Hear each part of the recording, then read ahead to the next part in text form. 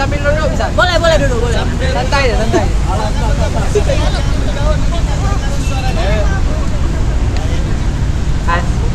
Assalamualaikum warahmatullahi wabarakatuh. Waalaikumsalam. Selamat siang rekan-rekan muda kita sekalian.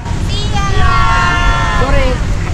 Perkenalkan, nama saya Rizky Jawadi Pratama. Di sini saya bertugas sebagai tour guide di lokasi ketiga ini, di lokasi Taman Sultan Safiyatuddin. Nah, di Taman Sultan Safiyatuddin ini adalah tempat terbunuhnya mantan rektor Profesor Dr. Dayan Daud atau juga mantan rektor Universitas Kuala. Nah, Profesor Dr. Dayan Daud terbunuh dengan cara ditembak. Untuk info, bukan di taman ini, jalan. Ya, di jalan situ. maaf sebelumnya, Jalan ya, di situ ya. Profesor Dr. Daud terbunuh di tempatnya di jalan dekat Taman Sultan Safiyatuddin. Untuk kronologi lebih lengkapnya akan disampaikan oleh Kak Yulia. Untuk Kak Yulia, waktu dan tempat dipersilahkan.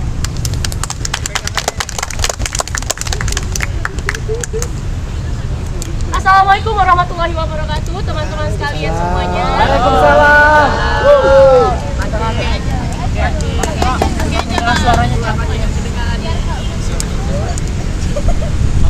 Sebelumnya terima kasih ya kepada tour guide kita yang sudah menyampaikan mukadimah pertama bahwasannya lokasi ini tuh merupakan tempat terjadinya penembakan Profesor Dayan Daud, yaitu mantan rektor Universitas Kuala, periode tahun penjabatnya itu tahun 1995 sampai dengan tahun 2001. Nah, teman-teman mungkin di sini kan tadi kita sudah mengunjungi lokasi pertama dan kedua.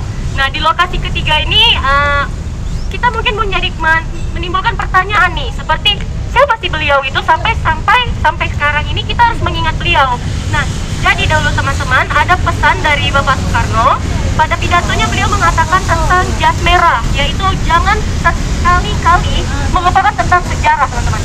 Nah, kenapa kita jangan melupakan? Karena adanya sejarah tersebut membentuk kita menjadi karakter yang lebih baik dan juga menjadi orang yang lebih baik juga di zaman sekarang. Jadi, tanpa memperpanjang mukadimah, hari ini kami akan menjelaskan tentang kronologi terjadinya penembakan Profesor Dayan Daud di saat menyusuri jalan pulang ke kediaman beliau. Jadi teman-teman, kita kembali ke beberapa waktu lalu, tepatnya pada hari Kamis 16 September 2001, tepatnya pukul 14.50 waktu Indonesia bagian Barat, Profesor Dayan Daud atau nama panjang beliau Profesor Dr. Haji Dayan Daud MA itu sedang menyusuri jalan pulang ke kediaman bersama dengan sopir pribadinya, yaitu Bapak Misan. Beliau pulang menggunakan mobil sedannya yang berwarna hitam dengan merek tipe Corona dengan plat BL 415 MA. Semuanya berjalan dengan lancar. Beliau yang capek dari tugasnya di kampus menyusuri jalan Tengku Nyarit dengan nyaman. Namun teman-teman, seperti yang kita ketahui, di lokasi ini, tepatnya di jalan pulangnya ini, beliau diserang oleh sekelompok orang bersenjata menggunakan sepeda motor. Saat penyerangan tersebut, dari sekelompok tersebut ada 2 orang nih teman-teman yang menggunakan senjata berselaras panjang, kemudian menembakkan 2 tembakan dari kaca bagian belakang, lalu menembuskan tuh kayak dor-dor kena tuh ke belakang kan dari kaca tersebut, lalu mengenai dan juga melukai Profesor Dayan Daud. Nah, tembakan tersebut pasti menghasilkan suara kan yang sangat deras tuh dari tembakan tersebut. Jadi masyarakat yang berada di sekitar jalan tersebut langsung tercengang, bingung, dan juga suasana menjadi mencekam saat itu. Apa yang terjadi? Siapa yang di dalam itu sampai ditembak gitu kan? Jadi karena permasalahan tersebutlah langsung pelaku tersebut yang melakukan penembakan melarikan diri ke daerah kota. Sang supir pribadi Bapak Misran yang melihat keadaan penembakan tersebut langsung dong melihat ke belakang gitu kan, apa yang terjadi nih sama Bapak nih, sampai berdarah-darah beliau nih karena tembakan itu kan. Jadi karena tembakan yang menyebabkan berdarah tadi, dilarikanlah beliau ini ke rumah sakit terdekat, yaitu Rumah Sakit Umum Zainal Abidin yang jaraknya 200 meter dari lokasi tempat kejadian ini. Menyusuri jalan, lalu saat sampai di Rumah Sakit Umum Zainal Abidin, dilakukanlah perawatan pertama dan juga penanganan terhadap luka tembak beliau. Namun naas, takdir berkata lain, Profesor Dayan Daud menghembuskan napas terakhirnya dan dinyatakan meninggal dunia di Rumah Sakit Umum Zainal Abidin. Kabar tersebut kan teman-teman, gak mungkin dong cuman berhenti tempat di sama pamikiran doang, menyerebaklah kabar tersebut ke masyarakat. Kabar tersebut juga membuat banyaknya kesedihan dan duka kepada masyarakat yang sangat mencintai beliau, karena beliau itu merupakan orang yang sangat teguh untuk memperjuangkan tentang pendidikan dan juga kemajuan pendidikan di daerah Aceh, teman-teman. Jadi karena hal tersebutlah akhirnya beliau akhirnya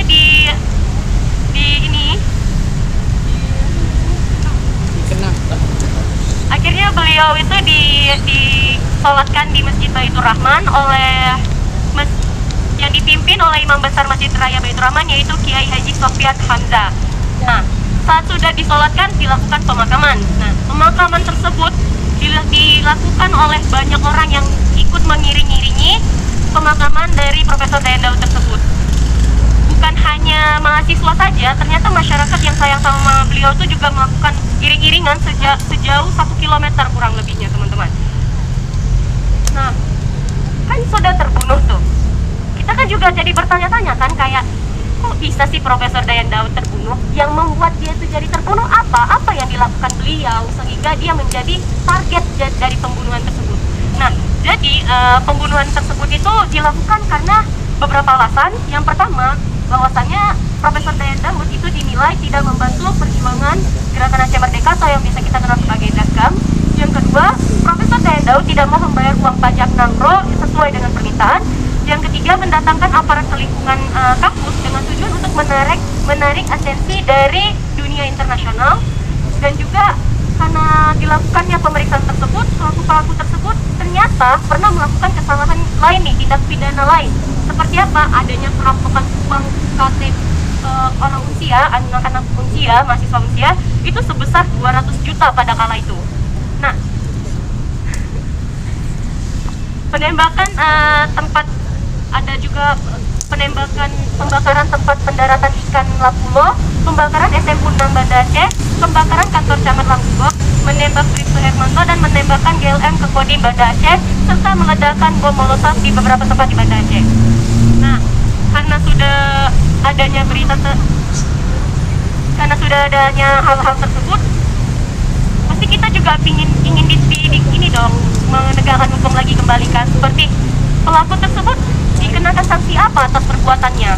Ya, jadi teman-teman, kita ini kan pada fokusnya tentang penembakan Profesor Dayan Daud nih. Jadi dari penembakan tersebut, beliau itu pelaku tersebut, maksud saya, dikenakan pasal 333 Undang-Undang Pidana tentang pembunuhan berencana, yang mana hukumannya itu penjara seumur hidup atau minimal 20 tahun penjara.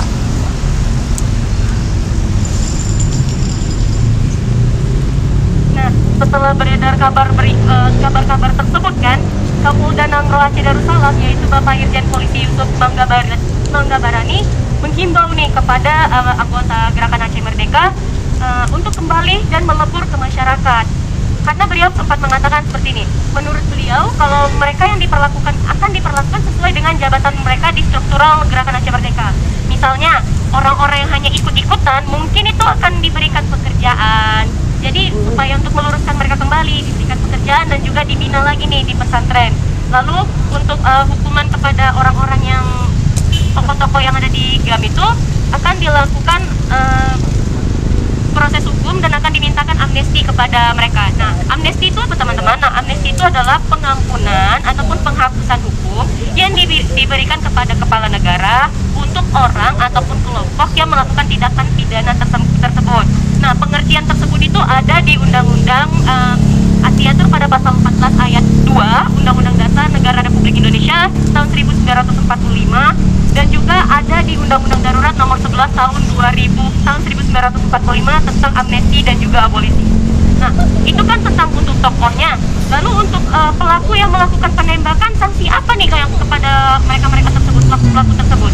Nah, Kepada pembunuh total setelah menjalani hukuman juga akan dimintakan gerasi kepada mereka. Gerasi itu apa? Dijelaskan kembali berdasarkan Undang-Undang Nomor 22 tahun 2002 yang sekarang sudah diganti menjadi Undang-Undang Nomor 5 tahun 2010 tentang gerasi ialah pengampunan berupa perubahan, peringatan, pengurangan ataupun penghapusan pelaksanaan pidana kepada terpidana yang diberikan oleh Presiden. Mungkin sekian yang dapat saya sampaikan. Lebih dan kurang mohon maaf. Apabila teman-teman ada kritik dan saran, kami terima dengan lapang dada. Kami saya akhiri. Wabillahi taufiq wal hidayah. Wassalamualaikum warahmatullahi wabarakatuh. Selanjutnya, kawan-kawan, mari kita berdoa bersama membaca Al-Fatihah untuk almarhum Profesor Dayang Daud. Membaca Al-Fatihah dimulai.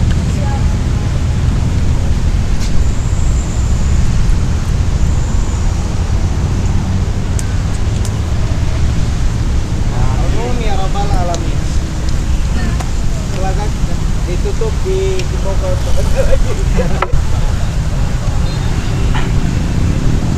Karena telah berakhirnya pembacaan kronologi terbunuhnya Profesor Dayang Daud, maka untuk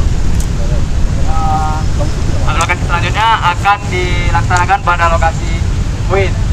Untuk teman-teman silahkan kembali ke bus masing-masing dengan tertib dan jangan meninggalkan sampah di lokasi ini. Terima kasih.